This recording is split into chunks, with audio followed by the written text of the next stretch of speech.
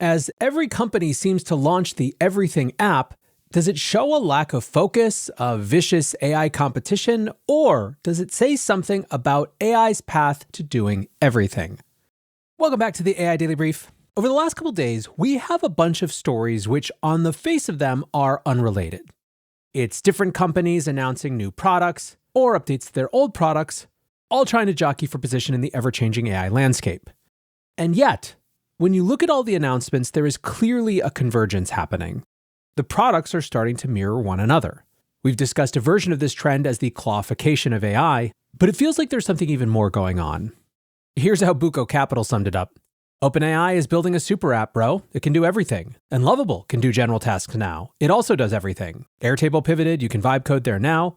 I send all my agents to my Mac Mini to fight to the death and I'll use the strongest one. Bro, AGI is here. So let's talk about what OpenAI's plans to launch a desktop super app, Google's release of their new Vibecoding experience in Google AI Studio, Lovable's announcement of Lovable general tasks, and Claude Code's announcement that you can use it from Telegram all have to do with one another. The temptation, I think, is for people to view these companies and maybe the AI product industry more broadly as failing, throwing everything against the wall and releasing kitchen sink products that don't really make any sense. I think, though, what we're actually seeing is a recognition that the capability to code does not just unlock new approaches to software engineering and vibe coding, but basically everything else in knowledge work. But let's go back and start with what was announced from Google AI Studio. Google AI Studio themselves tweeted, "Vibe coding in AI Studio just got a major upgrade. Multiplayer, build real-time games and tools, real services connect live data, persistent builds, close the tab and it keeps working, Pro UI, Shade CN, Framer Motion, and NPM support. Logan Kilpatrick adds one-click database support, sign in with Google support, a new coding agent powered by anti-gravity, multiplayer and backend support, and so much more coming soon." So a couple things going on here. First of all, Google is integrating anti-gravity directly into Google AI Studio rather than these things being totally separate experiences. Along with that, they are trying to build a more end-to-end experience where you can actually get all the way to applications that can be deployed. As they put it, going from prototypes to production apps. So a lot of the parts of the announcement are just the boring guts required for that sort of move. Integrated databases and authentication, access to modern web tools like Framer Motion, and connections to external services like databases and payment processors. And yet there are also some very googly parts of this announcement. One of the things that we've been tracking, especially as OpenAI and Anthropic go tit for tat with coding capabilities around Codex and Claude Code, is that while Google certainly hasn't withdrawn from the AI coding fight, this announcement is proof point of that, they also are clearly trying to compete in areas where they are just in a class of their own, specifically around everything having to do with multimodal. Anything that benefits from having access to the entire corpus of YouTube, for example.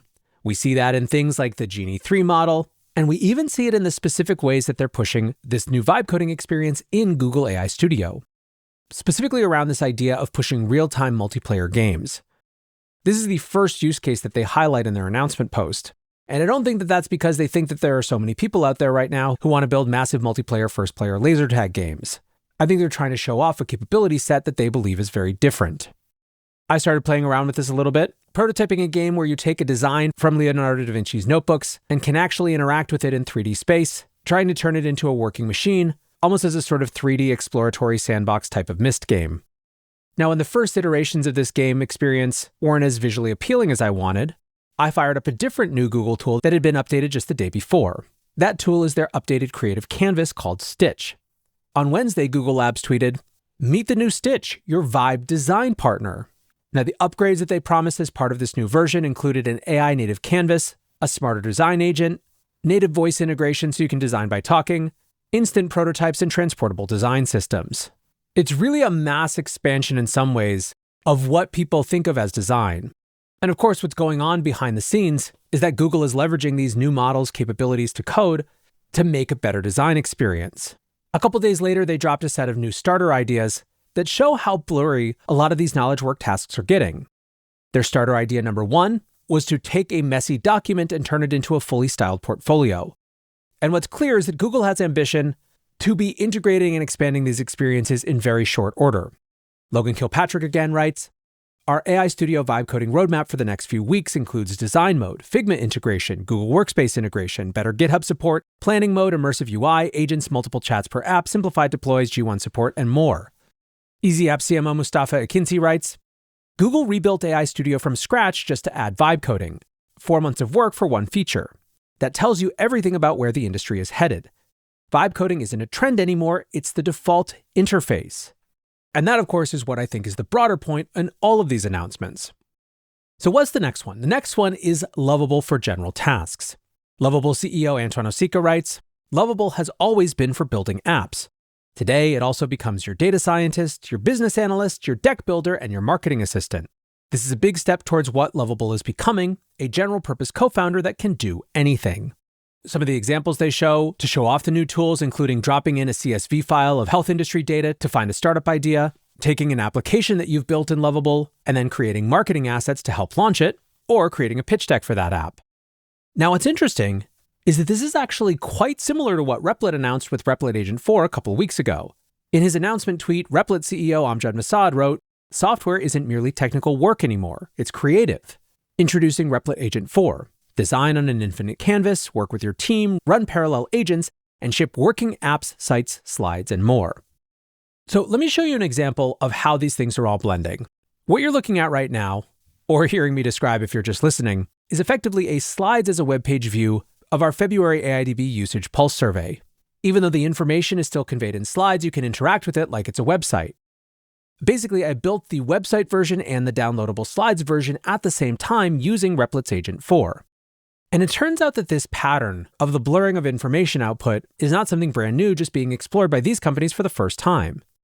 For example, when you're working in Gamma, when you start something new, you have the option to create a document, a presentation, a mobile experience, or a web page, or you can do it all at the same time. When you are using GenSpark or Manus to build slides, what's happening behind the scenes is that their general agent is using code to deliver against anything that you're actually looking for as an output.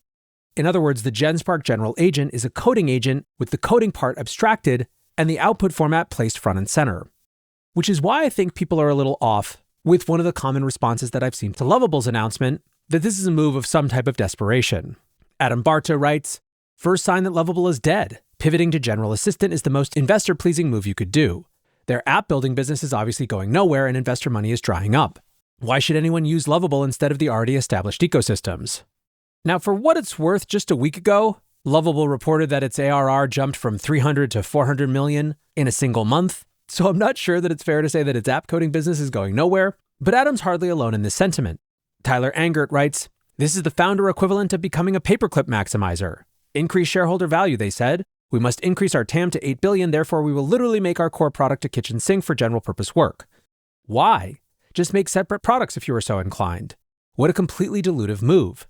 Going as horizontal as possible with no opinion. Hardik Pandya writes, Complete strategic dilution may not go well. It's a huge reach to go from building apps to doing anything a business needs.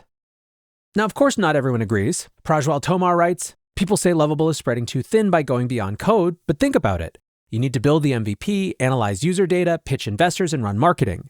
It just became the tool that does all of that in one place. No more jumping between 5 different AI tools. This saves so much time. And while that's a totally reasonable argument about the product value here, I think Peter Yang has the right of it when he writes, and in this case, this was after the Replit Agent 4 launch, code is the foundation of all knowledge work. If an agent can write code, it can also generate apps, presentations, animations, and more.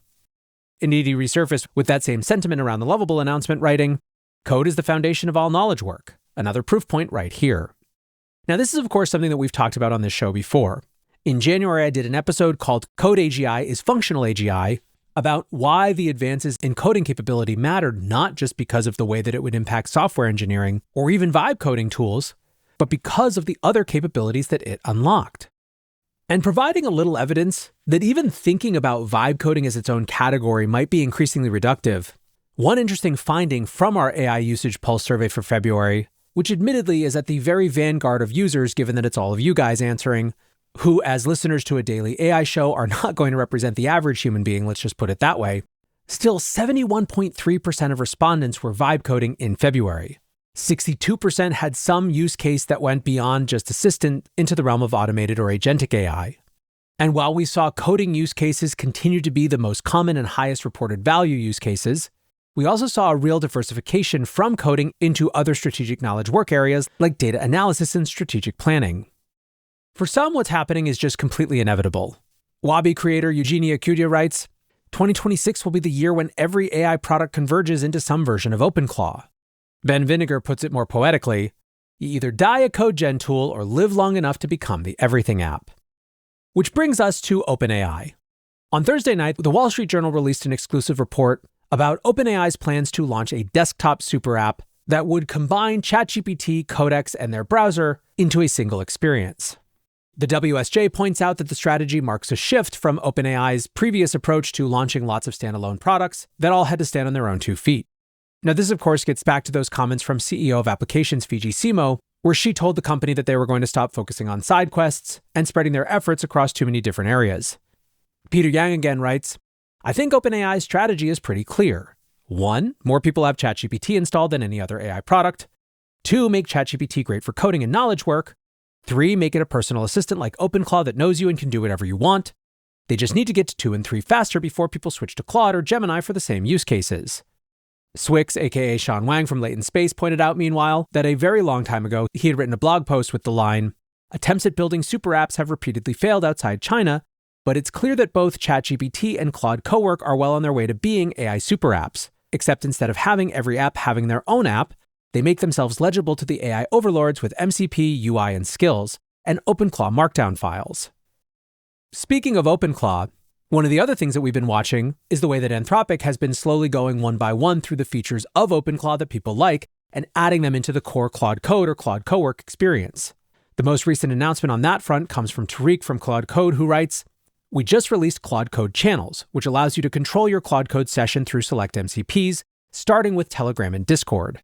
Basically, you can now message Claude Code directly from your phone, which was, of course, a huge draw for the OpenClaw experience. Now, Gagan Saluja thinks that this shows OpenAI and Anthropic heading in slightly different directions. He writes, OpenAI merging ChatGPT, Codex, and Atlas into one super app, while Anthropic ships features like channels, persistent memory, and 10K skills in the same month. 2 very different strategies playing out in real time.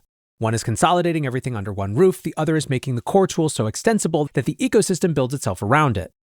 And while he may be right that there is a slight difference in strategy, I think that might have to do more with the starting point of where they are, in other words, OpenAI having to deal with product sprawl, than actually being a different strategy. It feels a little bit like both ends are working towards the middle here of a very similar type of experience.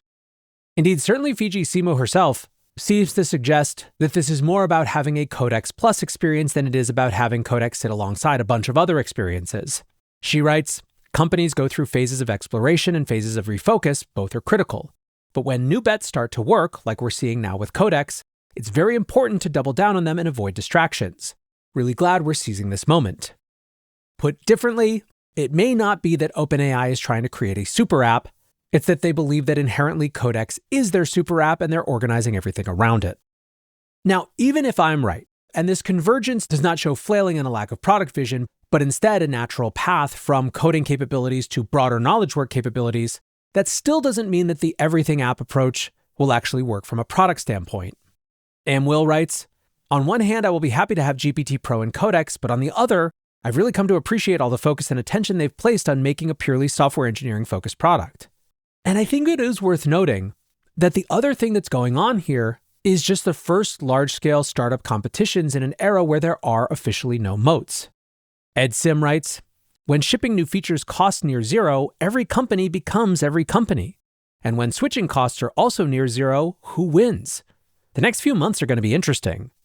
I think it's more than the next few months. I think that we are in a totally different type of company building paradigm that we have barely wrapped our heads around.